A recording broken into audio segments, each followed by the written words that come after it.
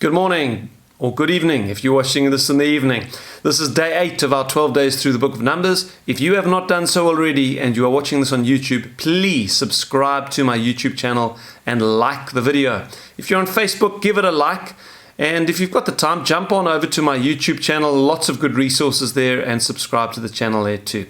Okay, so today we read the fascinating story of Balaam, the prophet, going to the king of Moab, Balak, and all that ensued in this unbelievable story.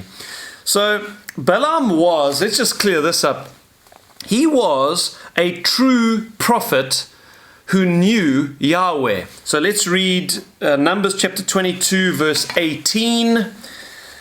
And Balaam answered and said to the servants of Balak, so Balak the king of Moab, who had now sent his servants to come and fetch Balaam to curse the people of Israel for him.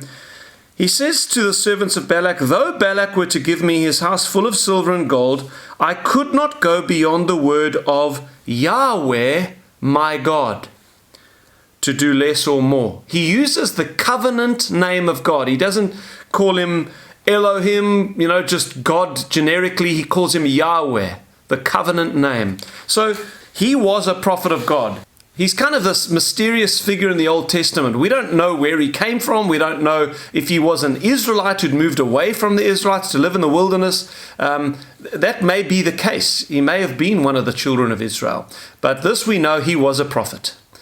And what ensues does show that. I mean, he is speaking the word of the Lord. And he does know Yahweh. Then when the angel appears to him on the road, when he's riding his donkey, and then the donkey speaks to him, it's just like a fascinating story. One of the things I love is how Balaam doesn't even bat an eyelid when the donkey talks to him. He just starts arguing with the donkey.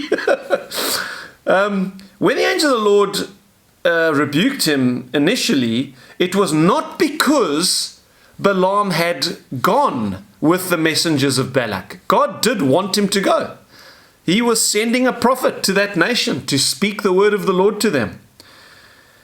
But the angel of the Lord was angry because Balaam went with the intention of saying what Balak wanted him to say in order to make the money. He was not going to speak the word of the Lord. He was going to go and say whatever the guy wanted him to say. That's the decision he'd taken in his heart. And God knew it. And that's why the angel of the Lord stopped him in his tracks on the way there. And then we read this. Go with the men, but only the word that I speak to you, that you shall speak. Okay, so the angel of the Lord appears and says, listen, that plan you had of saying whatever he wanted you to say to make the money, you can forget that plan. You're going to say what I tell you to say. Okay?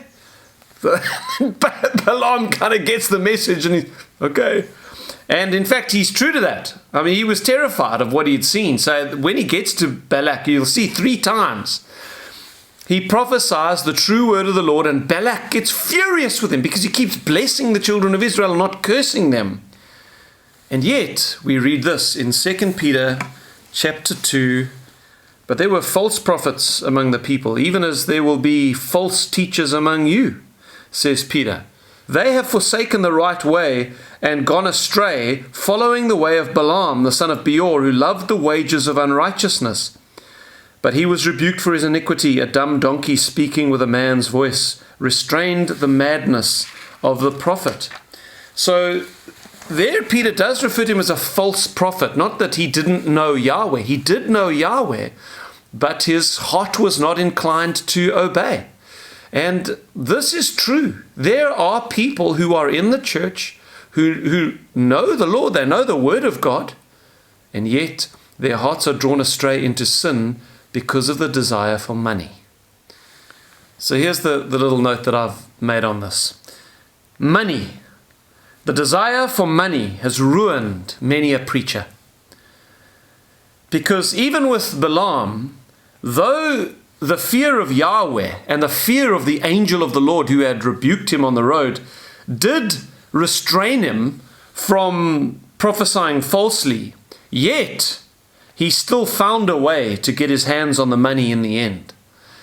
And how did he do that? Well, he did it, as we read in the very first verse of the next chapter, which we'll get to tomorrow, is that he advised Balak, the king of Moab, how to get the children of Israel to stumble. He advised them to use the women of Moab to tempt the men of Israel to sexual immorality, and through the sexual immorality to perform idolatry with them. You see, Balaam thought that he'd found a loophole in the system. He didn't directly disobey God.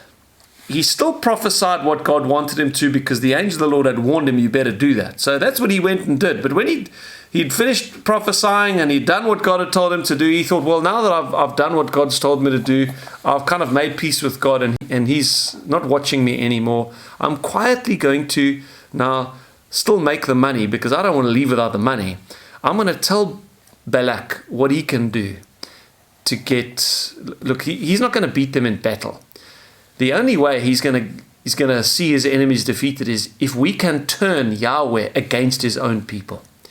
And I know how to do that, because these people are susceptible to idolatry, and the way that we can get them through to idolatry is to tempt them through sex.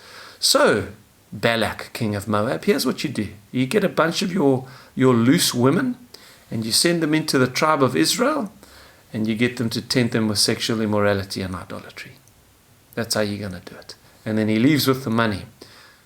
But you see, Balaam thought that he was getting away with that. He'd obeyed the voice of God, and now he'd done his own little sneaky thing to get the money. Best of both worlds, he thought.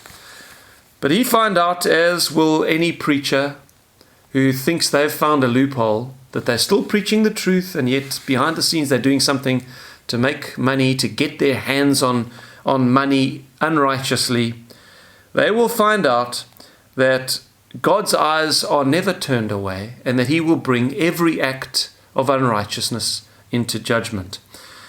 So learn this. Money and sex are the two things that will likely draw you away from God. Those are your two biggest enemies in life, money and sex. And there are no secret transactions or quiet agreements that are themselves unrighteous that you will go unnoticed for and unjudged for. And then the second application I want to draw out of this is, on the positive side, also know this, that Jesus will defend his church from people like this.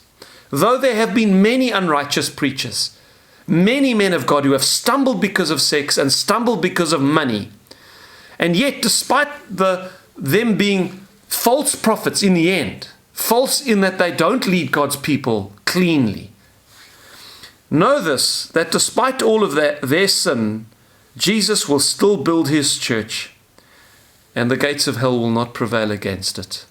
He's going to have his way in his church, despite all of these wicked ministers who stumble because of money and sex. And I don't know about you, but I find that encouraging. That despite all the mess we see in the church at times, Jesus still has his hand upon his bride, and he's going to have his way, as he did with the nation of Israel in the end. So God bless you. Subscribe to the channel, and then I'll see you tomorrow.